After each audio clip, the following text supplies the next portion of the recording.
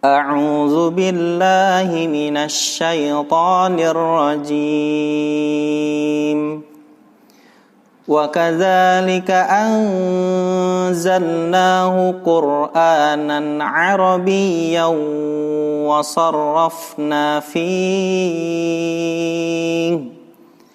وصرفنا فيه من الوعيد لعلهم يتقون أو يحدث لهم ذكرا. Bismillahirrahmanirrahim. Assalamualaikum warahmatullahi wabarakatuh.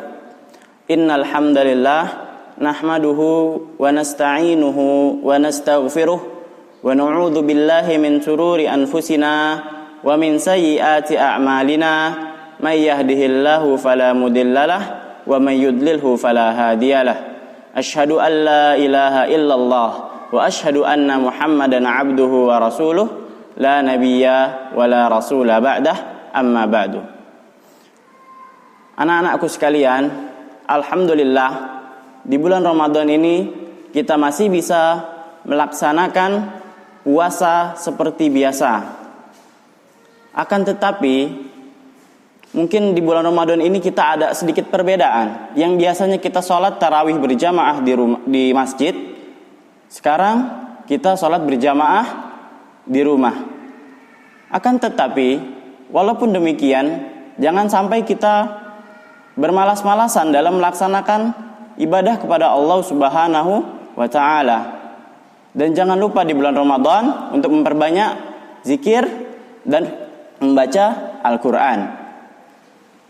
InsyaAllah pada hari ini Bapak akan memberikan sebuah materi yang bertema pentingnya belajar bahasa Arab.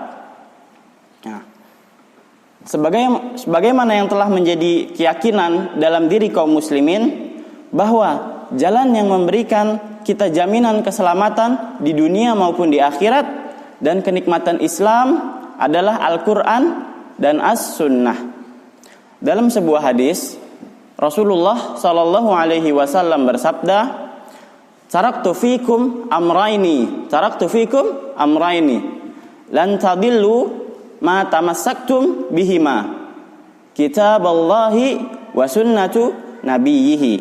Yang artinya, aku tinggalkan pada kalian dua perkara. Kalian tidak akan tersesat selama kalian mengikuti atau berpegang teguh kepada keduanya, yakni Al-Quran dan As-Sunnah. Dan Allah Subhanahu wa ta'ala telah menjadikan bahasa Arab sebagai bahasa Al-Quran, karena bahasa Arab adalah bahasa terbaik yang pernah ada, bahasa terbaik yang pernah ada di dunia ini. Hal ini sebagaimana firman Allah Subhanahu wa ta'ala, a'udzu billahi minasyaitonir rajim, inna anzalnahu qur'anan arabiyyan la'allakum taqilun. Yang artinya, sesungguhnya kami telah jadikan Al-Quran dan bahasa Arab supaya kalian berfikir. Quran surat Yusuf ayat kedua. Ibnu Katsir rahimahullah mengatakan ketika menjelaskan ayat di atas, karena bahasa Arab adalah bahasa yang paling fasih, bahasa yang jelas, bahasa yang luas, dan bahasanya bisa menenteramkan jiwa. Oleh karena itu, kitab yang paling mulia ini, yaitu Al-Quran, diturunkan dengan menggunakan bahasa yang paling mulia, yaitu bahasa Arab. Oleh karena itu, tidak perlu diragukan lagi. Memang sudah seharusnya bagi setiap muslim untuk mempelajari bahasa Arab dan berusaha untuk menguasainya. Syekhul Islam Ibnu Taimiyah rahimahullah berkata, sesungguhnya ketika Allah menurunkan kitabnya dan menjadikan Rasulnya sebagai penyampai risalah, yakni Al-Quran, dan Al-Hikmah, yakni As-Sunnah, serta menjadikan generasi awal agama ini untuk berkomunikasi menggunakan bahasa Arab. maka tidak ada jalan lain bagi kita untuk memahami dan mengetahui ajaran Islam kecuali dengan bahasa Arab. Oleh karena itu, memahami bahasa Arab merupakan bagian dari agama.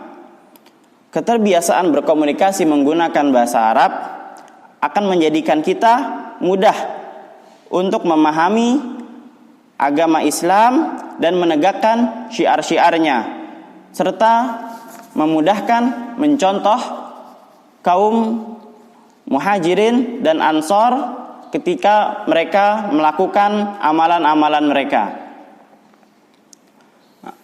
Syekhul Islam Ibnu Taimiyah juga mengatakan, dan sesungguhnya bahasa Arab itu sendiri adalah bagian dari agama. Hukum mempelajarinya adalah wajib. Hukum mempelajari bahasa Arab adalah wajib. Karena memahami Al-Quran dan As-Sunnah itu wajib bagi kaum muslimin. Dan keduanya tidak bisa kita pahami kecuali menggunakan bahasa Arab. Hal itu sesuai dengan kaidah di dalam ilmu usul fikih. Sebuah kewajiban yang tidak akan sempurna pelaksanaannya kecuali dengan melakukan sesuatu yang lain. Maka sesuatu yang lain tersebut hukumnya menjadi wajib ain. Namun di sana ada bagian dari bahasa Arab yang wajib ain dan ada juga yang wajib kifayah. Nah, Imam Syafi'i rahimahullah juga pernah mengatakan, maka wajib atas setiap muslim untuk mempelajari bahasa Arab sesuai dengan kemampuannya masing-masing, sehingga dia bersaksi bahwa sesungguhnya tidak ada sesembahan yang berhak disembah kecuali Allah Subhanahu wa taala, dan Muhammad adalah hamba dan utusannya, dan dengannya dia bisa membaca kitabullah. Jadi kita harus bisa mempelajari bahasa Arab. Salah satunya juga untuk bisa membaca Al-Quran, untuk mempermudah kita dalam membaca dan memahami Al-Quran. Dari penjelasan di atas dapat disimpulkan bahwa bahasa Arab adalah bahasa agama Islam dan bahasa Al-Quran. Dan juga insya Allah, semoga Allah masukkan kita semua ke dalam surganya yang paling tinggi. Insya Allah di surga kita juga akan menggunakan bahasa Arab. Kita tidak akan bisa memahami Al-Quran dan As-Sunnah dengan pemahaman yang benar tanpa kita mempelajari bahasa Arab. Dan jangan sesekali kita menyepelekan, menganggap enteng bahasa Arab, karena itu bisa berakibat lemahnya kita untuk memahami agama. Kemudian ada 7 alasan ya, mengapa kita harus mempelajari bahasa Arab. Mungkin di poin sebelumnya Bapak sudah menyebutkan, tapi di sini ada beberapa alasan lagi mengapa kita harus belajar bahasa Arab. Alasan yang pertama tadi sudah disebutkan di awal, tapi Bapak ulangi ya. Bahasa Arab adalah bahasa Al-Quran ya. Bahasa Arab adalah bahasa Al-Quran. Al-Quran itu diturunkan menggunakan bahasa Arab, seperti yang Allah firmankan tadi di surat Yusuf ayat kedua. Nah, yang kedua, alasan yang kedua adalah agar kita lebih mudah untuk menghafalkan, memahami, mengajarkan dan mengamalkan isi Al-Quranul Karim.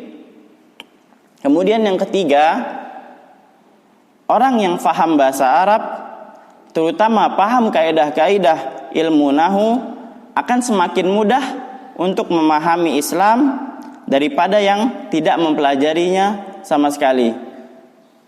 Jadi kalau kita belajar bahasa Arab itu akan lebih mempermudah kita untuk memahami agama Islam, karena Islam itu datang dengan bahasa Arab. Al-Quran itu diturunkan menggunakan bahasa Arab. Yang keempat, orang yang faham bahasa Arab akan mudah untuk menggali ilmu ilmu-ilmu ulama secara langsung atau dengan membaca karya-karya mereka. Ya, jadi orang yang paham bahasa Arab itu bisa lebih mudah memahami secara langsung penjelasan para ulama secara langsung dan juga bisa memahami karya-karya kitab mereka. Yang kelima, bahasa Arab. Bahasa Arab itu bahasa yang lembut dan lebih menenangkan hati serta menentamkan jiwa kita. Kemudian yang keenam adalah bahasa Arab adalah bahasa yang paling mulia. Yang terakhir, alasan terakhir adalah bahasa Arab adalah bahasa yang lurus, mudah dipahami dan mudah digunakan sebagai hukum bagi manusia. Mungkin itu saja yang dapat Bapak sampaikan hari ini. Mudah-mudahan bermanfaat bagi diri Bapak pribadi dan bagi semuanya. Apabila ada kata-kata atau penyampaian yang salah dari Bapak mohon maaf. Wallahu ta'ala a'lam bishawab. Assalamualaikum warahmatullahi wabarakatuh.